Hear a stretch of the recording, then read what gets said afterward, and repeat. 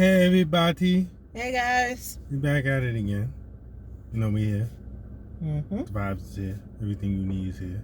This is the vibe with Nazdaq, Brixx, and all Boogie. We back at it again. Chilling. Another one for the 1, 2, 3, 4, 5, 6, 7.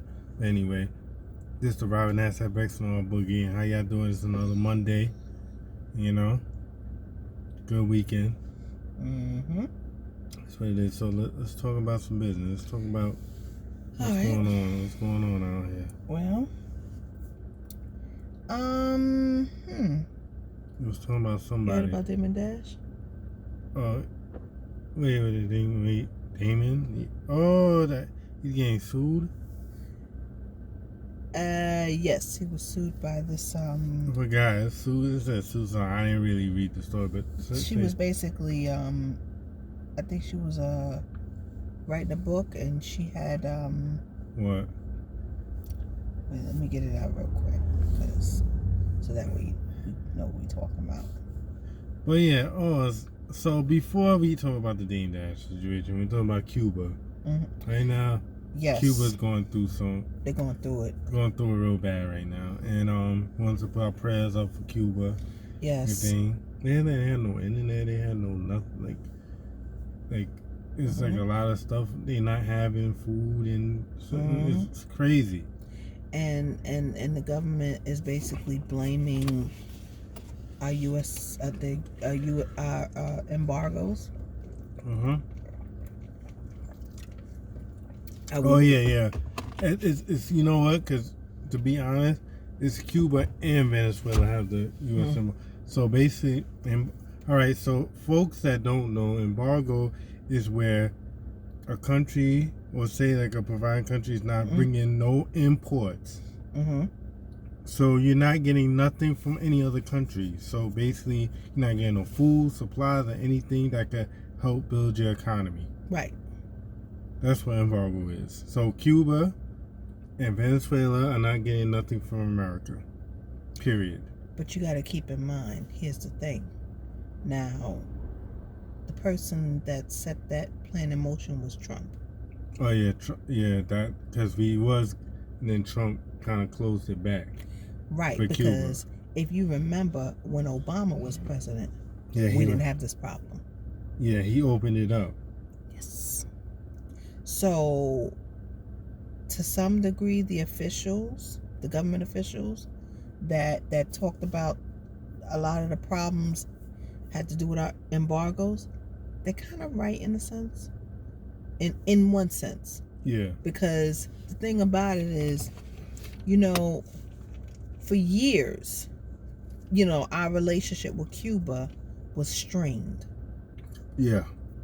And it wasn't until we had a black president that our relationship seemed to be better. But see, I think it was predicted that Cuba and the U.S. would be on better terms once we had a black president and a Latino Pope. And when those two things happened, that's when our relationship with countries like Cuba had improved. And the thing was too, people was able to travel to Cuba. Of course. We was able to go in and travel and actually come to countries. Before with the embargo, we couldn't. Right. We couldn't travel to Cuba like that at all. Unless it was like you needed permission or all this other written stuff to even come to Cuba, period. Yeah. But that time when President Obama, he opened it up. So basically, we was able to travel there now. Cruises were able to go there, and people was able to actually go to international business. And damn, I missed the opportunity. Well, the opportunity will present itself again, I believe. But it's just that, that's why that's, and I hate to say this, but it's so important to have a president that's open-minded, that's all about international business, because at the end of the day, international relations, at the end of the day, we need these countries. You know, we need them, they need us. Yeah. We can't be so close-minded and so ignorant. And that's what the whole thing about Make America Great was really about, in my opinion. Make America great again. Make America great. America's already great. And let's be real. America, at the end of the day, has always and will always be a big melting pot. America has always been made up of various cultures. Yes. Okay? Let's be real. Our ancestors weren't Americans. The original Americans were the Native Americans. Yeah. This is what happens when we don't have people in government that are all about international relations. Anyway, neither here nor there. Let's just, pray that the chaos will subside. That, if there's going to be protesters, it's going to be peaceful protesting. Yep. Less violence and stuff. We don't need all of that. Yeah. And let's also pray that relations between America and Cuba and Venezuela will improve. Because I'm sensing a lack of trust here. Venezuela might be a long while, because I think the Venezuelan president, that whole Venezuela situation. Yeah. That might take a while. Yeah, it probably will. It may take a good while. But you know what? And it's sad because Venezuela's doing bad right now. Bad. To the point that you have even all the cartels, if they want to, that's their little spot now, because they could, since they can't move, since they have Colombia, if they want to move the drugs, they can move it through Venezuela. Yep. And then try to get it to America, because they know that there are no American officials or anything is going to stop it. Because there's none in Venezuela. So it's like free ground for them. So, and all the people that want a better life, they either go to Colombia, try to get over to Colombia, or they try to go to Brazil. Right. Because of, how bad Venezuela is right now. Yeah, basically. So, that's the thing. That's a playground for cartels to kind of, move their drugs. And I was watching on Vice. So go check out Vice. Vice has a lot of, they did the story on Haiti too. So, all right, we'll talk about that in a second. Let's get back to the Dame Dash situation. Well, apparently there was a writer by the name of E.W. Brixx. She had a 4-part, book called Mafietta. And apparently Damon Dash was trying to, what he was supposed to do was take the character in her book. It was a crime boss character. Yeah. He's supposed to turn it into a film. And that didn't exactly happen. Yeah.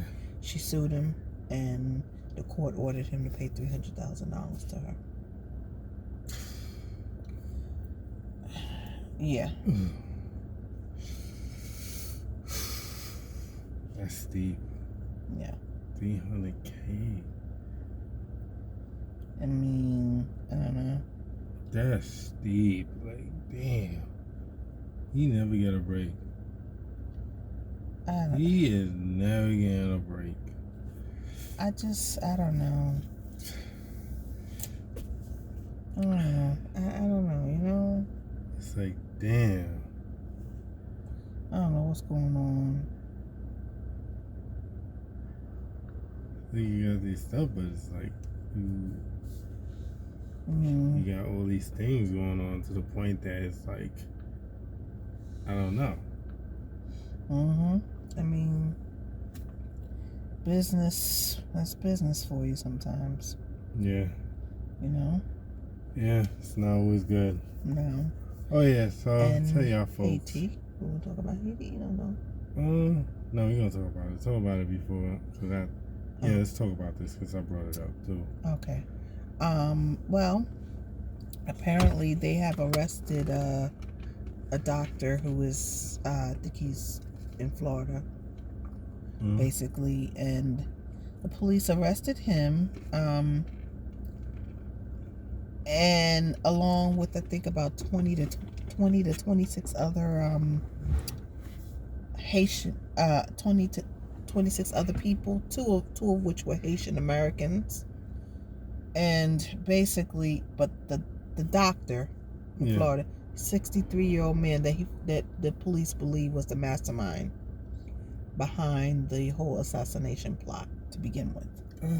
Really? It's really I don't even know what to say. I mean, it's just that's crazy. What are you gonna do? You know? Yeah. And he's a physician. That's the crazy part. Yeah. That's crazy. I mean, I think it was, and they were saying that basically this physician had hired 26 Colombian mercenaries and 2 Haitian Americans to help him complete the job.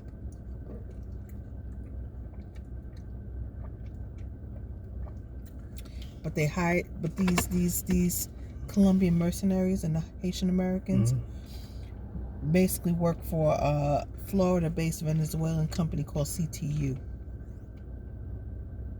But this is kind of alleged in a sense because we don't know for certain that that's what really happened. That's crazy. So, want to emphasize the word alleged here because we don't really have the proof. It's just what's been reported so far. That's crazy. Yeah. So, prayerfully, the president's wife will recover. Still in our prayers. Yeah. So forth. So, but as you were saying. Yeah, blow the window a little bit. Sure. Yeah. Yeah, but it's just crazy. Like, it's just. But did they get a motive? I don't know what was the motive behind it. Why did he go through all of that just to get rid of? Excuse me, sorry, folks. Just to get rid of the president.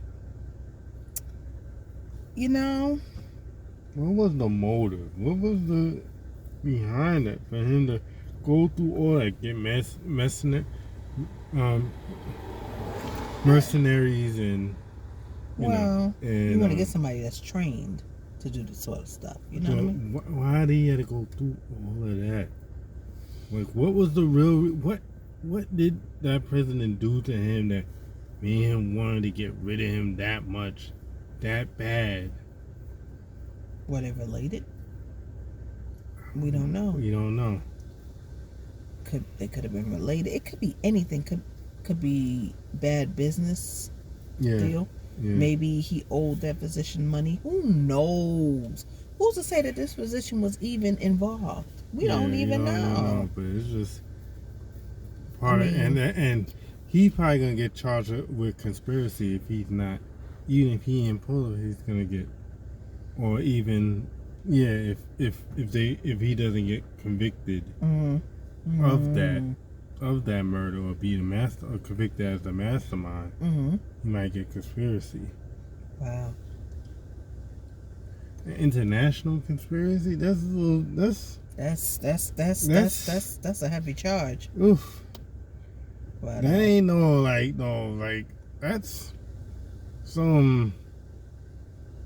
that's some cartel type of, you get somebody hit from another country, and that's some real charges that he if he's found guilty. He died in prison. I'll tell you that. Oh, you know it. He died in prison. Most tell you that definitely. Right now. I'm telling you right. He's only 60, and he's 63 years old. Yes. Really? He's down in prison. But If he's convicted. If he is. But I'm saying if he, yeah, he is never seen a light of day again. Yeah, pretty much. Tell you that. Yeah. And talk about that. Let's talk about that.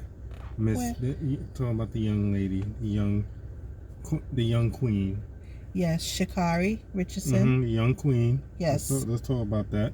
Well, she may not be competing in the Olympics in Tokyo, but she will be competing in the 100 and 200 meter at the Prefontaine Classic in next month. So.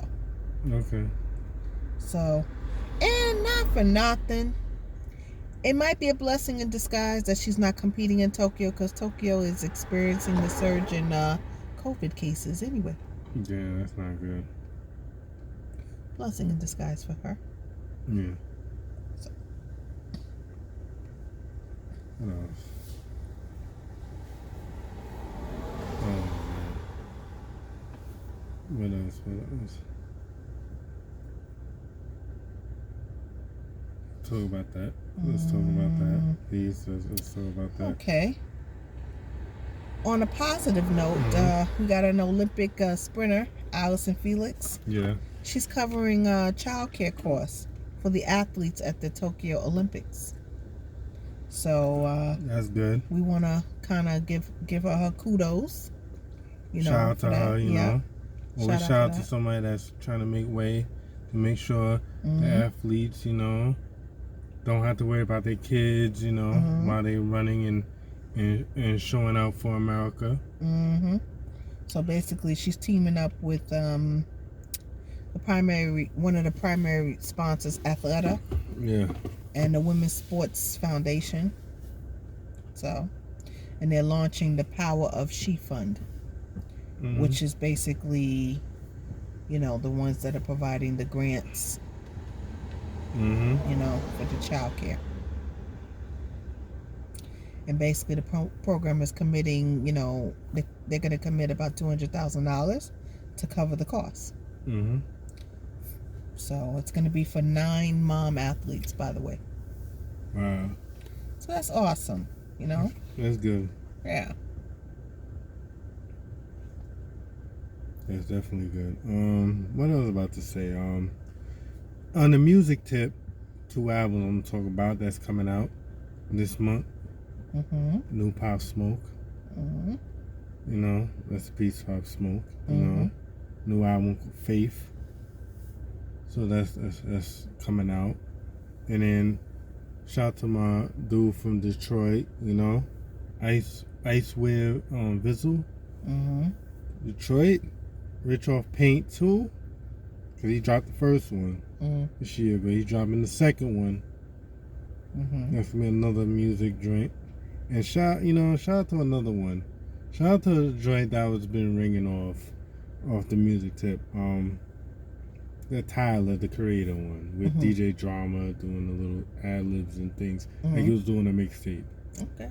And it's bringing his buzz back for the mixtape because he hasn't done a Gangsta Grills like that in a while. So when he did that, it felt like that feel of a Gangsta Grill. So back in the day, I mean school y'all for the young kids out here. For the youngins. When, you know, at the time when the Jeezys and Gucci's first came out, the Shorty Lows and the T.I.s and stuff, and you know when other dudes was rapping and current rappers that are like around the 30 age right now, 30 old age now, they had, you know, one of the DJs, like back in the era when you had the Nas's and the J's, you had DJ Clue, you had all the Funk Flex, you had, you know, but for the young generation at the time, in the 2000s, it was DJ Drama, and he did the Gangsta Grills. So that was a popular mixtape. And then when you had a Gangsta Grill, that's when that buzz and people were talking about you because that made you hot. It made labels want to contact and try to sign you because of that Gangsta Grills. Every time he did a Gangsta Grills for artists, the artist blew up. You know? And Gangsta Grills is meant so much to the culture at that time. Mm-hmm. And it still does. It proves it still does. Because of Tyler, the Creator. That Gangsta Grill DJ drama. Kudos to him. He's a legend. He's a legend. There's another DJ. Just like Kid Capri. Just like DJ Clue. Just like The Flex. Just like, DJ SNS. Just like DJ Red Alert. Yeah. All those legends. Mm. When they had tapes and mixing. DJ Doo-Wop. All them legends when they had mixtapes. And when they came out with mixtapes, people ran to the store. People had to get them. Oh, those were the days. Those were something.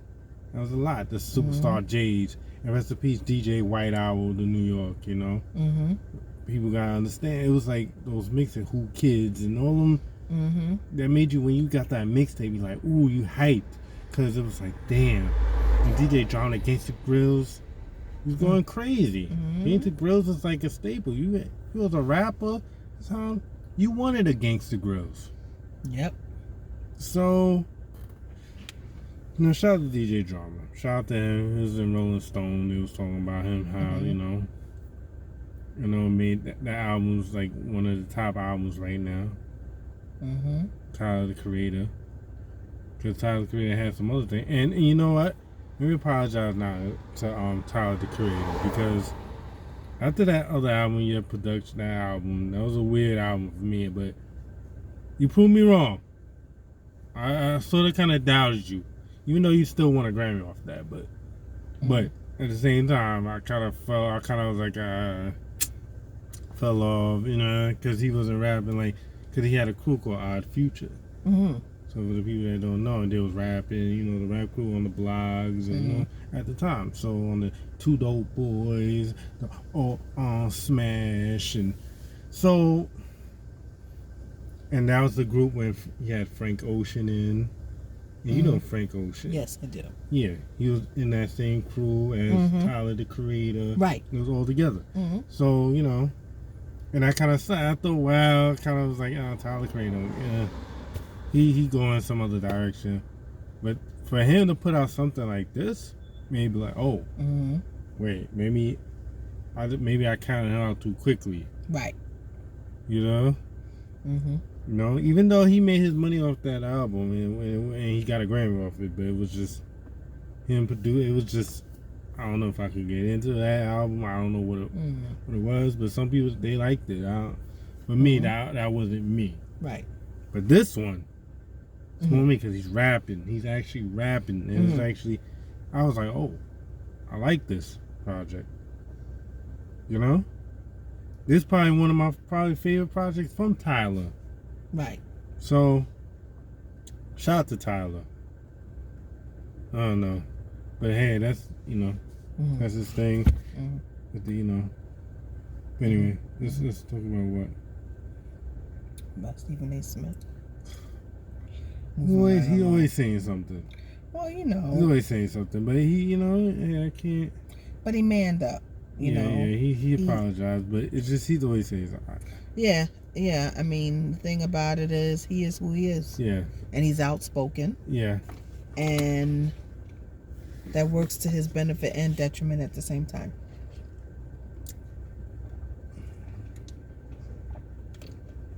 But much respect to him. Because he represents well. Yeah. Still and all.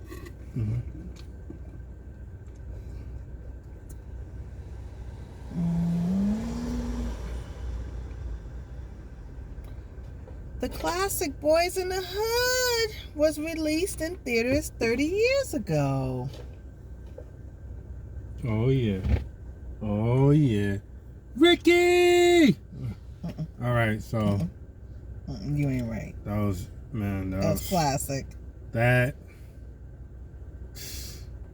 scene right there forever changed the culture. That one scene right there changed the whole culture. Right there. Oh. Let's see about that. So, popular toy company Mattel, they are launching the Naomi Osaka role model Barbie doll. Oh, then she getting that money. I ain't mad at her. I'm mad at her. Hey, get your money, queen. That's right. That's right, queen. Get your money. They'll call them black queens. You gotta get the money. Mm-hmm. Gotta get that money. So let's talk about this, because people don't understand. The Super Mario, when we talking about, because I had the 64. I had it in my house. Let me tell you something. I went to wait, what was it? Caldors? Yeah. What was it? There was another place, I think, at the time. It could have been Sears. I don't remember. That's how long it was back in the day. And I went with my mom, and I went to go get a Nintendo 64. With the controllers, with the different controller, when you had to put the rumble pack. Let me tell you something, because all the people that don't know, you had to put the rumble pack on at the bottom to show when you're playing the video and shake. No, we gotta talk. Anyway, see, she don't know because she ain't having a Nintendo 64. So I'm telling you, everyone that had a Nintendo 64, you know the rumble pack.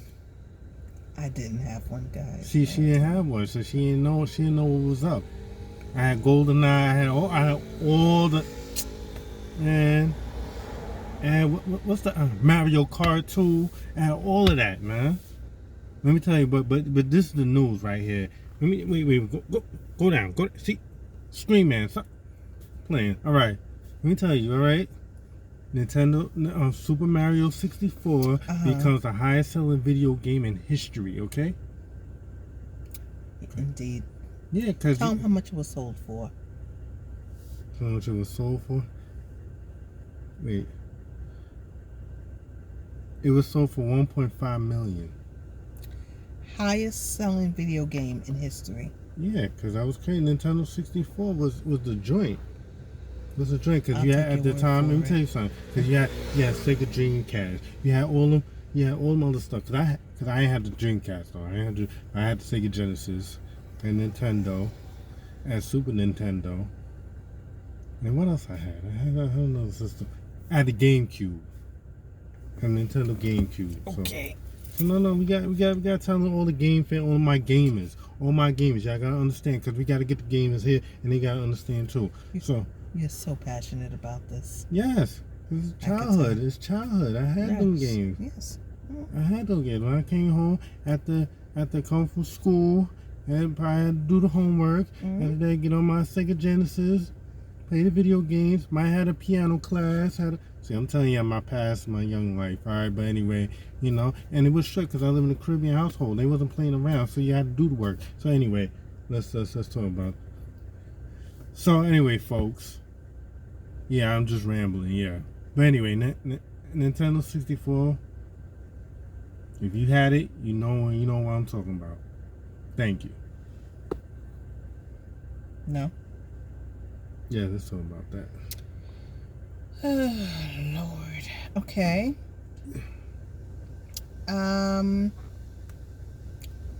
Star of That's So Raven, Kyle Massey. Well, apparently there was a warrant issued for his arrest because he missed a court date in Washington State.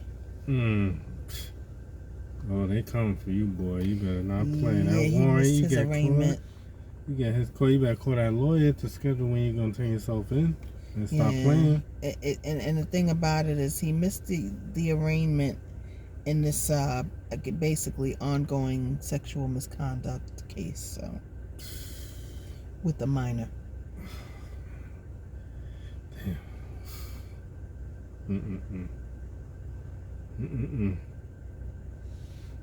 That's too much.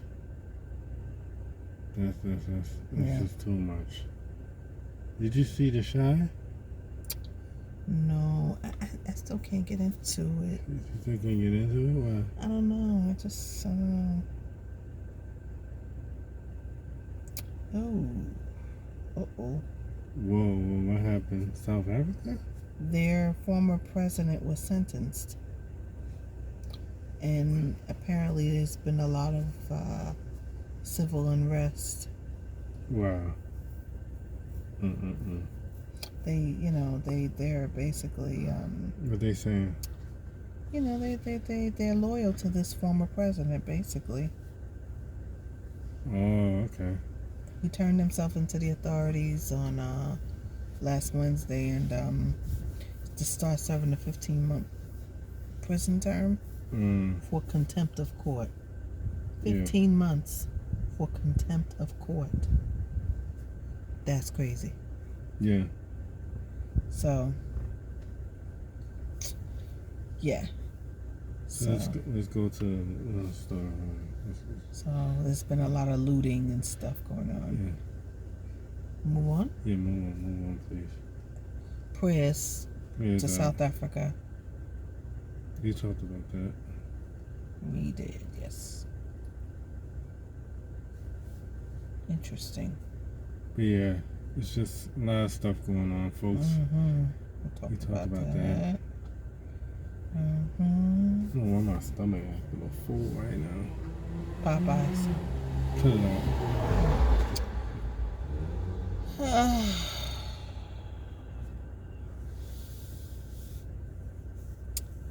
Okay. R&B singer Chris Brown being hit with a suit from a woman alleging that he slapped her weave off. Oh yeah, that story. Yeah. But I think it's I think it's a crazy story, and yes, it is. It really is. It truly is. And folks, follow the YouTube if you want the visuals, everything, and Nazdaq Brixx TV /ADC3229 TV network. And then also, if you want to get the drip, the clothes, and everything, www.adc3229.com. And then also go on Amazon and get the yoga board. One of them is on sold out, so go get them now as you can. And then what else? What else, homie? What else was that? And I think they were saying he was hit with a $1.5 million lawsuit. Okay. Allegedly sampling the dance hall song. Yeah. Tied up skirt without permission. Moving right along. Folks, we're going to have to end this short because right now my stomach's acting a fool. I don't know what it is, but I'm telling y'all, love y'all, peace, and thank you for all the countries.